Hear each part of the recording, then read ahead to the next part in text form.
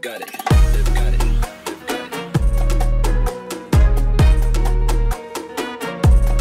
Yeah, they've got it. They've got it. They've got it. They've got it.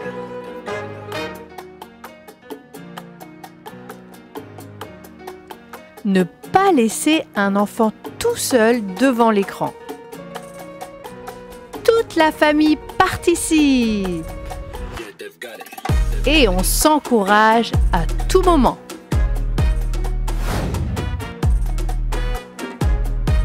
ML Kids Family, bonjour et bienvenue pour vivre un moment fun en famille. Aujourd'hui, nous débutons un nouveau thème qui s'appelle Équipés pour Gagner!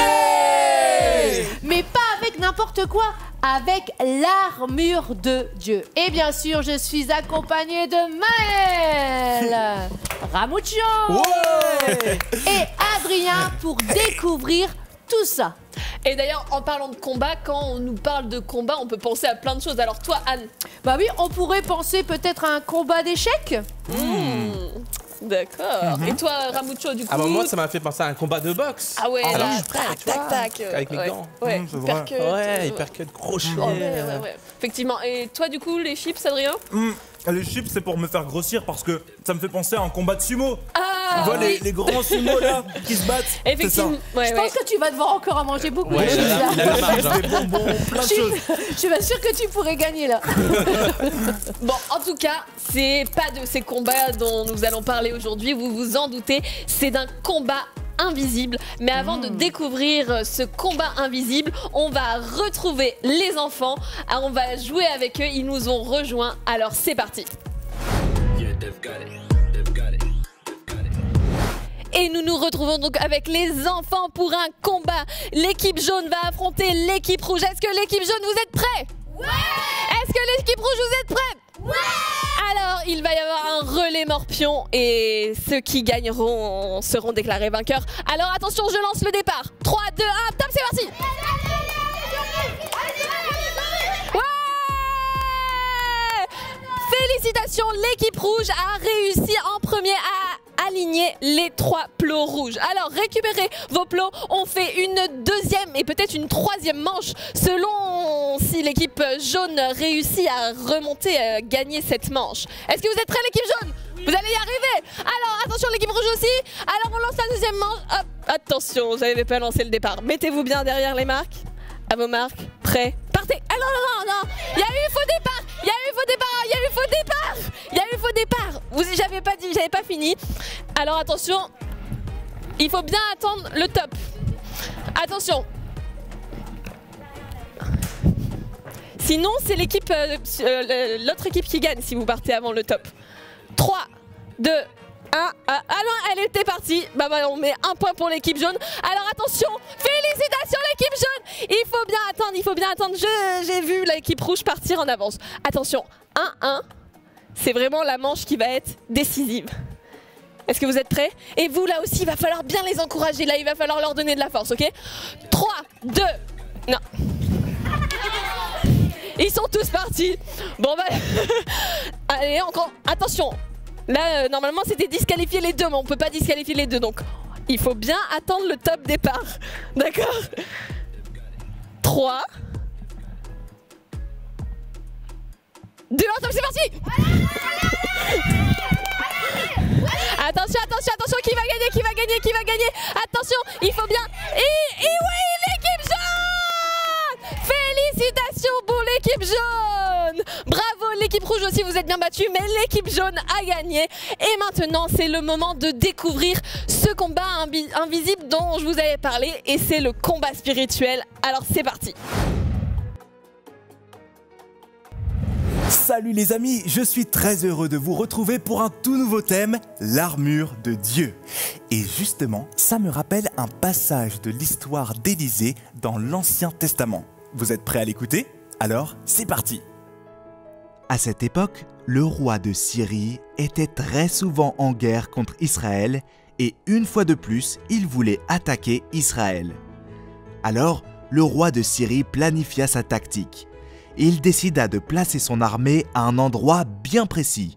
Comme ça, ses soldats surprendraient tout le peuple d'Israël et le roi de Syrie gagnerait enfin la guerre. Mais Élisée, le prophète qui vivait en Israël, avertit le roi d'Israël. « Mon roi, lui dit-il, ne fais pas passer tes troupes à cet endroit, car c'est là où les Syriens veulent nous attaquer. » Et donc, sur les conseils d'Élisée, le roi d'Israël envoya des soldats surveiller l'endroit qu'Élisée le prophète avait indiqué. En effet, grâce à Élisée, le peuple d'Israël ne fut pas pris par surprise. Mais vous savez quoi ? Élisée n'a pas révélé les tactiques du plan du roi de Syrie ce jour-là uniquement, mais à chaque fois que celui-ci voulait attaquer Israël. Le roi de Syrie, inquiet de ce qui arrivait à chaque fois, réunit ses officiers de guerre. « Il y a parmi vous un traître qui tient avec le roi d'Israël, leur dit-il. « Mon roi, dit un de ses officiers de guerre, il n'y a pas de traître parmi nous, mais c'est Élisée, le prophète du peuple d'Israël, qui est capable de rapporter au roi d'Israël les paroles que toi, roi de Syrie, tu dis même dans ta chambre. » Alors, le roi de Syrie donna cet ordre. « Allez voir où cet Élisée se trouve, et je le ferai arrêter. » Et quand le roi de Syrie apprit qu'Élisée se trouvait dans une ville qui s'appelait Dothan, il y envoya une troupe nombreuse de soldats avec des chars et des chevaux. Ils arrivèrent tous de nuit et entourèrent toute la ville de Dothan. Le jour suivant, le serviteur d'Élisée se leva tôt le matin et sortit tranquillement de la ville de Dothan. Mais là, il vit tous les soldats, les chevaux et les chars du roi de Syrie qui entouraient la ville.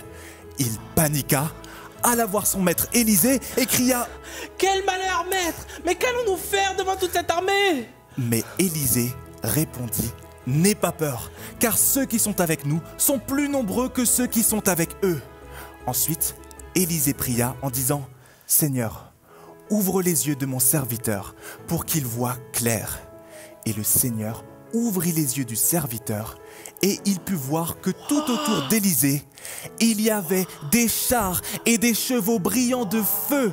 Ils étaient plus puissants que les Syriens et cela venait de Dieu. Finalement, ce jour-là, les Syriens ne purent pas, une fois de plus, attaquer Israël ou arrêter le prophète Élisée. Ils retournèrent bredouille sans rien en Syrie et ils n'attaquèrent plus Israël. Et voilà les amis, c'est tout pour aujourd'hui, mais ce n'est que le début de la toute nouvelle série sur l'armure de Dieu.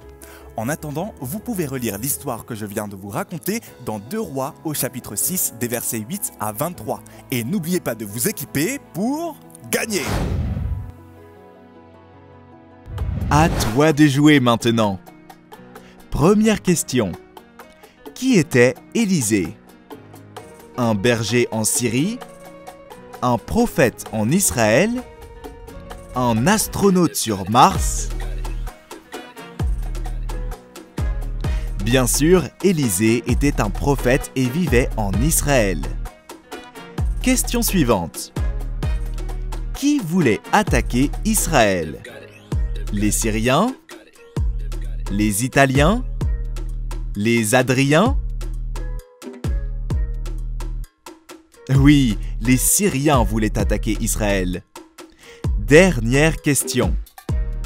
Quelle ville en Israël les Syriens avaient-ils encerclée pour arrêter Élisée? Jérusalem? Jéricho? Dothan? Bravo, c'est bien Dothan la réponse. D'autant plus que, finalement, les Syriens n'arrivèrent pas à attaquer Israël ou à arrêter le prophète Élisée. Bien joué. Qui étaient tous ces chars de feu, ces chevaux que le serviteur d'Élisée ne pouvait pas voir avec ses propres yeux? Eh bien, c'était les anges. En général, les anges, on ne peut pas les voir. Mais ils existent vraiment comme Dieu. Les anges sont ceux qui servent Dieu. Et on peut voir tout ce qu'ils font. Par exemple, dans cette histoire, les anges ont protégé Élisée et il ne lui est rien arrivé. Alors, on va faire une petite expérience pour bien comprendre. Regardez, j'ai amené mon super sèche-cheveux et une balle de ping-pong. Je vais l'allumer. Et le sèche-cheveux permet à ma balle de rester en l'air. Et si j'éteins mon sèche-cheveux, bien sûr, la balle retombe. Qu'est-ce qui s'est passé? En fait, le sèche-cheveux envoie de l'air Ma balle reste en l'air. Est-ce que je vois l'air? Non, je ne peux pas la voir. Mais par contre, c'est grâce à l'air que ma balle est restée. Qu'elle a tenu? Eh bien, c'est pareil. Dieu et les anges, on ne les voit pas, mais ce n'est pas pour ça qu'ils n'existent pas. Et dans ce monde invisible, il y a un combat. Il y a très longtemps, alors que les humains n'existaient pas encore dans cet endroit merveilleux appelé le ciel, il y avait des milliers d'anges qui louaient Dieu assis sur son trône. C'était Lucifer, celui qui dirigeait tous ces anges à louer Dieu. Mais il y a eu un problème, parce que Lucifer a commencé à être jaloux. Est-ce qu'il t'arrive, toi, des fois, d'être jaloux? Eh oui, il voulait recevoir toute la louange qui revenait à Dieu. Il voulait être adoré. Il voulait prendre la place de Dieu. Alors, il a réuni un tiers des anges et ils ont été attaquer Dieu. Ah, mais la bonne nouvelle, c'est que c'est Dieu qui a gagné. Et ils ont été chassés. Ils ont été chassés de cet endroit merveilleux et jusqu'à ce jour, ils errent sur terre. Et maintenant, on ne les appelle plus des anges, mais des démons. Et Lucifer, on l'appelle maintenant Satan. Et aujourd'hui, il y a toujours ce combat entre le bien et le mal. Tu peux voir les conséquences de ce combat qu'il y a dans le monde invisible sur terre. Et oui, sur la terre, chaque jour, c'est le combat entre faire le bien ou faire le mal. Par exemple, quand tu as fait une bêtise, le dire ou ne pas le dire. On vit dans un monde qui n'aime pas Dieu et qui ne veut pas suivre les règles de Dieu. Le mal existe vraiment. Dans l'histoire d'Adam et Ève, le mal a pris la forme d'un serpent. Et il peut prendre différentes formes. Par exemple, un ami qui vient pour que tu fasses une bêtise avec lui. Qu'est-ce que tu choisis? Sais-tu que si tu es un enfant de Dieu, si tu as décidé d'appartenir au royaume des cieux, quand tu as un problème, quand il y a quelque chose qui ne va pas, ta façon de réagir est différente de tous les autres enfants. Par exemple, s'il y a un enfant qui est méchant avec toi, sais-tu que cet enfant n'est pas ton ennemi? Parce que dans la Bible, il est écrit dans Éphésiens 6,12, dans notre super Bible, « Car nous n'avons pas à lutter contre des êtres humains, mais contre les puissances mauvaises spirituelles du monde céleste. » C'est quoi les puissances spirituelles mauvaises du monde céleste? Eh bien, ce sont les démons et Satan. Alors, tu vois, cet enfant qui te fait du mal n'est pas vraiment ton ennemi. Mais par contre, les mensonges du diable qu'il croit dans sa tête, ce sont tes ennemis. Alors, qu'est-ce que tu fais pour mettre KO ces mensonges? Eh bien, tu as la victoire. Tu as la victoire quand tu en parles à Dieu et que tu pries pour cet enfant afin que son cœur soit changé. Tu sais, tu n'es pas gagnant si tu fais comme tout le monde et que tu peut-être essayes de frapper plus fort cet enfant ou alors de dire encore des choses plus méchantes pour le blesser. Non, ton premier réflexe doit être d'en parler à Dieu. Et j'ai une super bonne nouvelle pour toi. Si tu as décidé d'appartenir au royaume des cieux, d'être un enfant de Dieu, tu as un équipement extraordinaire. Une armure, comme on peut voir ici, mais attention, elle est invisible. Et c'est une armure puissante que Dieu te donne pour gagner contre Satan. Élisée, est-ce qu'il a eu peur? Ah, il y avait quand même toute une armée qui venaient pour le tuer. Ils étaient très nombreux. Eh bien non, Élisée n'a pas eu peur parce qu'il savait une chose, c'est que le royaume des cieux est bien plus fort que le royaume des ténèbres. Et il était en paix. Il savait que Dieu était à côté de lui. Et peut-être des fois, il t'arrive des choses difficiles à la maison, à l'école ou alors avec tes amis et tu as peur. Sais-tu que Dieu et ses anges sont avec toi? Et ils combattent pour toi. Alors tu n'as pas besoin d'avoir peur.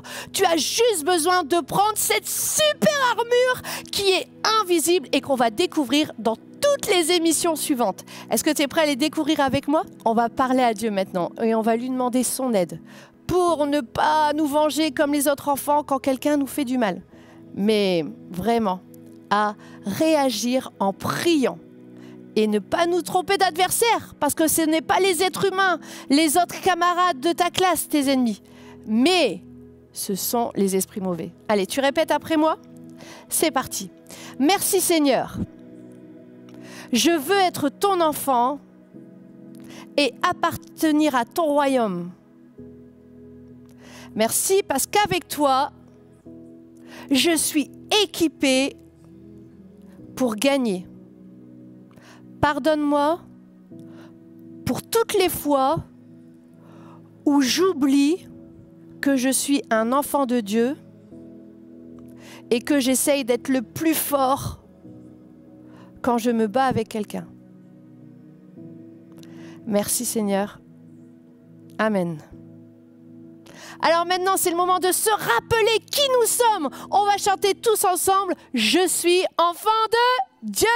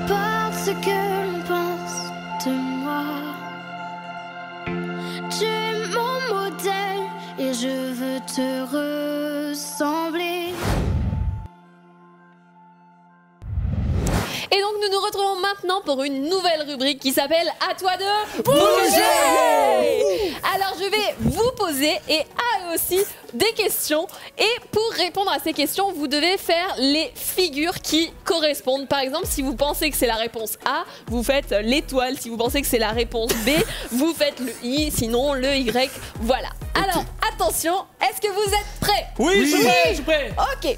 Question numéro 1. De quel combat avons-nous parlé aujourd'hui?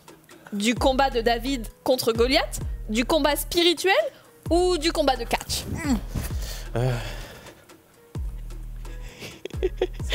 Alors, félicitations à Adrien et à Anne. Et oui, c'était pas une figure qui faisait partie du... Mais non, c'est le I. Ah oui, Donc mais j'ai c'était fait- un I c'était comme comme ça. ça, ouais. Et oui, ils l'ont très bien Ouais, fait. mais moi Bon. j'ai fait le point et tout. Ah oui, effectivement. Mais le point, c'est la tête, en fait. Ah, zut. Mais bon, Ah, ok. félicitations. Donc, nous Bien avons joué. parlé du combat spirituel. Ok. Question numéro 2. Quelle est la particularité de ce combat? Il est invisible, on ne peut pas le gagner, il faut des gants de boxe. Alors, Anne, c'est quelle figure que tu fais? Invisible. Invisible, mais alors il faut faire l'étoile. Eh oui. Ok, bon voilà, c'était l'étoile. Et oui, c'est un combat Yes. invisible dont nous parlons aujourd'hui. Attention, question numéro 3. Qui combat pour nous? Dieu, Superman ou Popeye? Eh oui, c'est Dieu qui combat pour nous. Félicitations, bravo, bravo. Félicitations. Merci. Merci. Eh, mais c'est génial. J'espère que toi aussi à la maison, eh bien, tu as fait les bonnes positions. Ah oui. Et maintenant, on va aller apprendre ce verset de Éphésiens 6:12. Alors chante avec nous et bouge avec nous, c'est parti.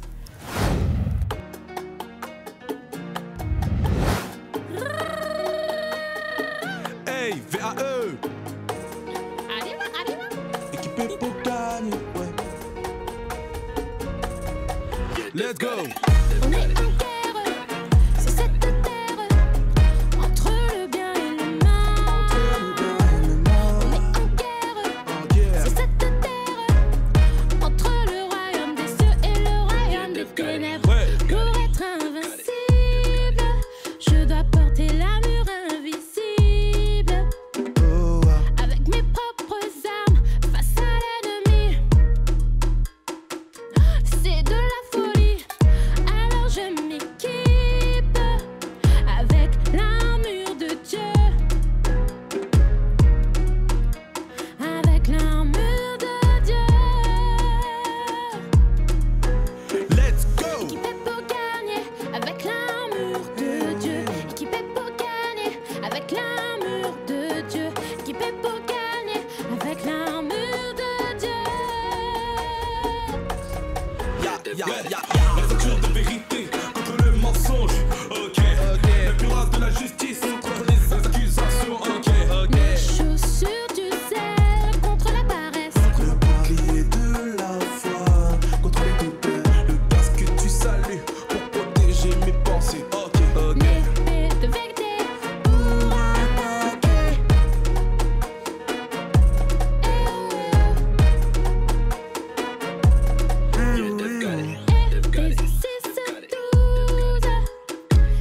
Éphésiens 6:12. Éphésiens 6:12. Éphésiens 6:12. Car nous n'avons pas à lutter contre des êtres humains, mais contre les puissances spirituelles mauvaises du monde céleste, les autorités, les pouvoirs et les maîtres de ce monde obscur. Nous sommes victorieux grâce à son armure. Équipés pour gagner avec l'armure de Dieu. Équipés pour gagner avec l'armure de Dieu. Équipés pour gagner avec l'armure de Dieu. La ceinture de vérité contre le mensonge. Ok. La cuirasse de la justice contre les accusations. Ok. Les chaussures du zèle contre la paresse. Le bouclier de la foi contre les doutes. Le casque que tu salues pour protéger mes pensées. Ok. L'épée de vérité pour attaquer.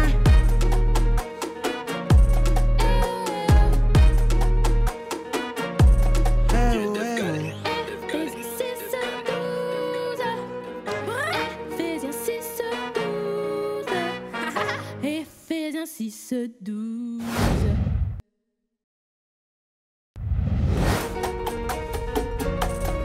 Yeah, they've got it. They've got it.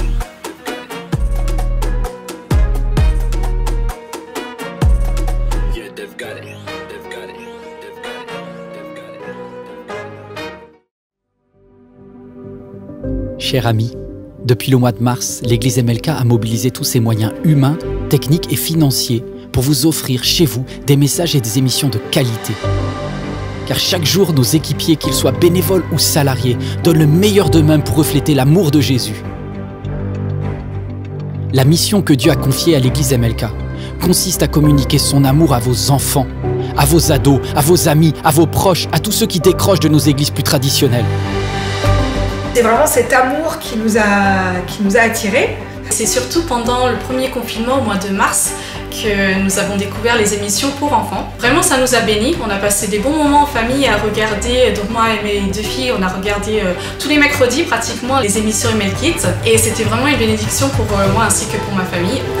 Autrement qu'avec le parler, on peut toucher aussi avec le visuel. C'est juste génial ce qu'MLK arrive à faire en adaptant son message. Dieu est dans cette maison tout le temps, certes, mais le dimanche matin, il est là plus. Nous ne pouvons pas réussir cette mission de reconnexion sans vous. Aidez-nous à les atteindre. Aujourd'hui, nous recherchons 3000 partenaires. 3000 partenaires qui choisissent de rejoindre financièrement ce travail en soutenant MLK à hauteur de 10 € ou plus chaque mois. Mon seul objectif est de donner une nouvelle chance à chaque personne qui risque de s'éloigner, qu'elle soit auprès ou au loin. Une chance de reconnecter personnellement avec Dieu. Aidez-nous. Devenez partenaire financier de MLK chez vous.